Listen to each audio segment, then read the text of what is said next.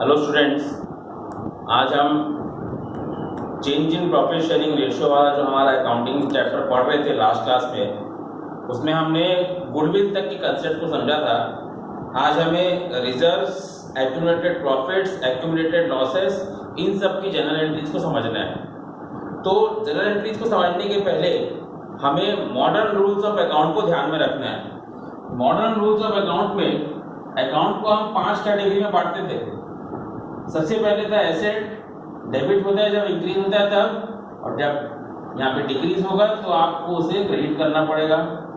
Liability, decrease होने पे debit, increase होने पे क्रेडिट।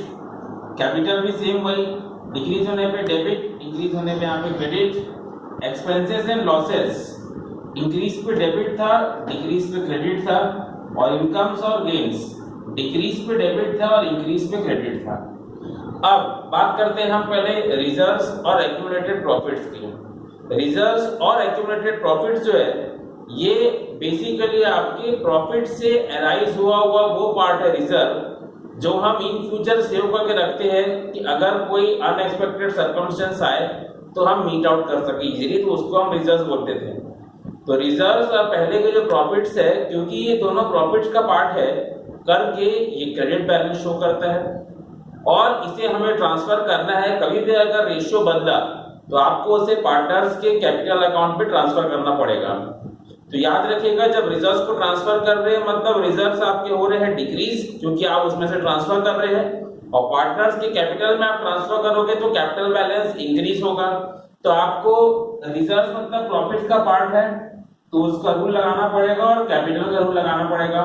रिजर्व्स को आप ट्रांसफर करेंगे, रिजर्व डिक्रीज होगा मतलब आपको डेबिट करना है। कैपिटल में ट्रांसफर करेंगे, कैपिटल इंक्रीज होगा, पार्टनर्स का करके क्रेडिट करना है। तो वो जनरल एंट्री जो हम देखे, पहला था when reserves and profits are to be transferred, जब ट्रांसफर करना है अलग अलग रिजर्व रहेंगे।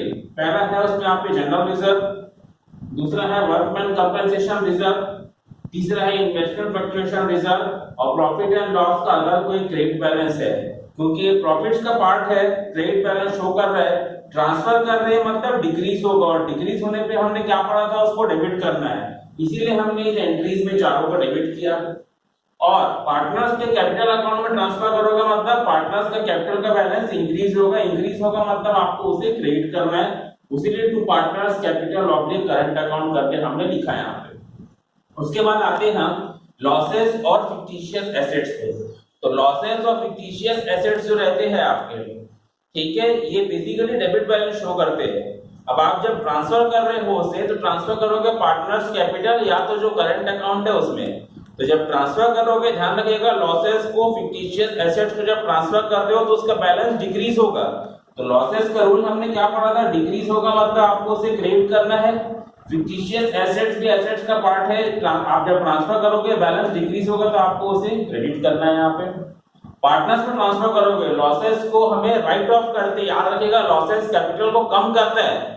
तो जब कैपिटल को कम कर रहा है मतलब कैपिटल डिक्रीज हो रहा है, और रूल क्या पढ़ा था हमने यहाँ पे, कैपिटल जब डिक्रीज होगा तो डेबिट होगा। उसी हिसाब से हमारी एंट्री बन गई है, जब व्हेन लॉसेस और fictitious assets are to be written off all partners capital oblique current account debit, क्योंकि हम लॉसेस को राइट ऑफ कर रहे थे, कैपिटल बैलेंस कम हो रहा था करके, to profit and loss account to fictitious assets account, ये दोनों का बैलेंस डिक्रीज हो रहा है करके हमने उसको यहाँ पे क्रेडिट किया। उसके बाद और एक एंट्री है, अगर रिजर्व्स को, प्रॉफिट्स को, इन सब वैल्यूज को बुक्स में रिकॉर्ड करना है without affecting their book values, मतलब एज इट इज वैसी का वैसी रखना है, वैल्यूज को आपको कोई चेंजेस नहीं करने, वैसा अगर लिखा है तब उस केस में आपको ये दो एंट्री नहीं आएगा, एंट्री बदलेगा तब। कभी भी हम प्रॉफिट रेशियो जब चेंज करते थे तो एक पार्टनर को गेन होता था और एक पार्टनर सैक्रिफाइस में आता था, लास्ट क्लास में हमने पढ़ा था उसको। तो जिस पार्टनर को गेन हुआ है वो अपने अकाउंट से निकाल के जिस पार्टनर का सैक्रिफाइस आया है उसको देगा, मतलब गेनिंग वाला अपने अकाउंट से निकालेगा तो उसका बैलेंस कम होगा, सैक्रिफाइसिंग वाले को देगा तो उसका बैलेंस बढ़ेगा। कैपिटल अकाउंट के मॉडर्न रूल के हिसाब से हम अगर देखें तो जो कम हो रहा था गेनिंग वाले का डिक्रीज, तो आपको उसे डेबिट करना पड़ेगा, सैक्रिफाइसिंग वाले के अकाउंट में जुड़ेगा तो इंक्रीज होगा तो आपको उसे क्रेडिट करना पड़ेगा। उसीलिए एंट्री हमारा जो बन रहा था, gaining partners capital oblique current account to sacrificing partners capital oblique current account. ठीक, इसके न्यूमेरिकल क्वेश्चंस हम कल वाली क्लास में समझेंगे। Thank you all.